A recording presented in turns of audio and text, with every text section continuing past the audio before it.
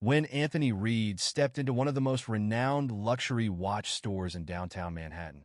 He expected professionalism and grace. What he encountered instead was stark discrimination. What unfolded in the hours that followed left the store's staff and patrons speechless. This boutique was famous for its opulence. Its towering glass facade opened into a space defined by ivory marble floors, rose gold display cases, and ambient lighting that cast a gentle glow on the exquisite watches within.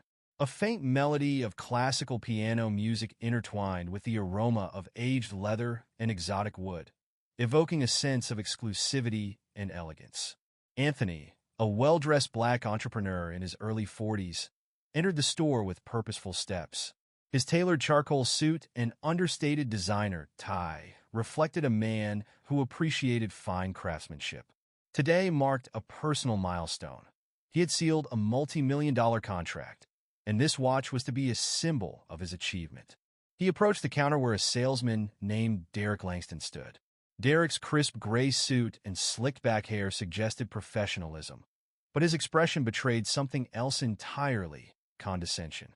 "Good afternoon," Anthony greeted with a polite smile. "I'd like to see the Regal Chronos titanium model, please." Derek raised an eyebrow, his lips curling into a subtle but unmistakable sneer. "The titanium?" he repeated, as though Anthony had asked for something absurd. "That's one of our most premium pieces.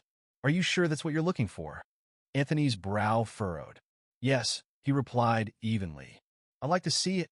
Derek leaned slightly forward, lowering his voice. "Look, I don't mean to waste your time, but watches like that typically go to, well, certain clientele. I can show you some more affordable options." A silence fell between them, heavy with unspoken implications. Anthony's calm exterior remained unshaken, though his jaw tightened slightly. "I'd still prefer to see the titanium," he said, his voice calm but firm. Derek sighed and gestured dismissively to a case filled with simpler models. "Maybe something here would suit you better. It's more practical." The subtle insult lingered in the air. Anthony glanced around the store, noticing a few patrons discreetly observing the exchange. Among them was a middle-aged couple who were being treated to attentive service by another associate. He decided he wouldn't give Derek the satisfaction of an argument. Instead, he turned and left without another word. What Derek didn't realize, however, was that Anthony wasn't just another potential customer, and what was about to happen would change the course of his career. Later that evening, Anthony sat in his home office, replaying the encounter in his mind. He had spent years building his company from the ground up, overcoming countless obstacles and biases.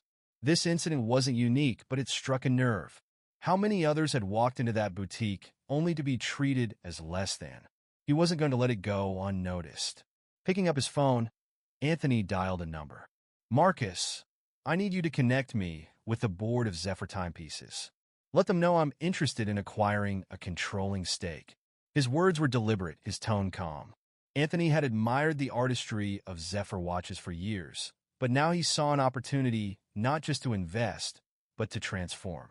2 weeks later, the staff of the boutique gathered for an all-hands meeting. Derek lounged at the back of the room, casually scrolling through his phone, paying little attention. A man in a sleek black suit entered the room, flanked by a group of executives. Conversations hushed as they took in the commanding presence of Anthony Reed. "Good morning," began one of the executives. "We'd like to introduce Mr. Anthony Reed, the new majority owner of Zephyr Timepieces. He has some important updates to share." Gasps rippled through the group. Derek's face turned ashen as recognition dawned. He instinctively straightened his posture, his usual smugness replaced by visible unease. Anthony stepped forward, his gaze steady. "A few weeks ago, I visited this store," he began, his voice carrying the weight of authority. "I came here to celebrate a milestone in my career. Instead, I was met with prejudice and dismissed based solely on assumptions." He paused, letting his words resonate. "That behavior has no place in this store, or any store." His eyes fell on Derek, who seemed frozen in place. Anthony continued, addressing the staff as a whole. "Starting today, we are implementing mandatory training on respect, inclusion, and professional excellence. Every customer deserves to feel valued the moment they walk through those doors. The store manager stepped forward nervously. "Mr. Reed, I want to assure you." Anthony held up a hand, cutting him off politely but firmly. "Actions will speak louder than words. I trust that you'll enforce these changes." His gaze shifted back to Derek. "As for those who fail to embody these principles, they will no longer have a place here." Derek stammered, his voice barely audible. "Mr. Reed, I didn't mean to offend. I didn't know who you were." "That's precisely the issue," Anthony replied evenly. "Respect should never hinge on someone's status. It should be a given." Turning to the manager, Anthony said, "He's no longer part of this team." Derek's face paled further as he gathered his belongings and left the room under the watchful eyes of his colleagues. Addressing the remaining staff, Anthony's tone softened but retained its authority. "This is a chance to redefine what this store stands for. Excellence isn't just in the products we sell, it's in the way we treat people. Every person who steps through these doors should leave feeling respected and valued." The room erupted into applause as Anthony finished speaking, his message resonating deeply with both staff and onlookers. As he turned to leave, he paused at the door and added, "Every moment is an opportunity to do better. Let's not waste it." As Anthony Reed walked out of the boutique that day, the applause still ringing faintly in his ears, he allowed himself a small smile. This was never about vengeance. It was about setting a precedent, not just for the boutique or the company, but for every person who had ever been underestimated, dismissed, or judged unfairly. His steps were measured as he moved down the bustling Manhattan street, the significance of the moment weighing lightly on his shoulders.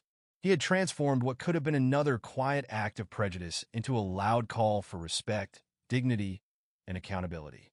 The store employees had been left not just with a reprimand, but with an opportunity, a chance to rewrite the narrative and create a culture rooted in excellence, not elitism. Anthony's phone buzzed in his pocket. It was a message from Marcus. "Astra's press release just went live. Your message is resonating everywhere. People are already talking about it. Asterisk. The world would soon know what had happened, not because Anthony sought fame, but because the story held a lesson that transcended its setting. The way we treat others reflects not just our character, but the values we bring to our communities, workplaces, and lives." Pausing to look at his reflection in the glass of another boutique window, Anthony adjusted his suit jacket. For a fleeting moment, he thought about Derek and others like him. He didn't relish their downfall, but hoped they, too, would use this as a moment of growth. With a final glance at the boutique behind him, Anthony stepped forward, his stride purposeful. His actions had set the wheels of change in motion, not just within the watch company, but perhaps in other industries and institutions where similar biases lingered. He had taken a single moment of prejudice and turned it into a ripple effect of progress. For Anthony Reed, success wasn't about the watch on his wrist, but the legacy he left behind. A legacy built on respect, integrity, and the unwavering belief that everyone deserves to be treated with dignity. The world was watching now, and he was ready to keep leading by example. As he disappeared into the vibrant Manhattan streets, Anthony felt a quiet satisfaction. His journey wasn't over. This was just the beginning of a broader mission to inspire lasting, meaningful change. And with each step, he carried hope for a better tomorrow.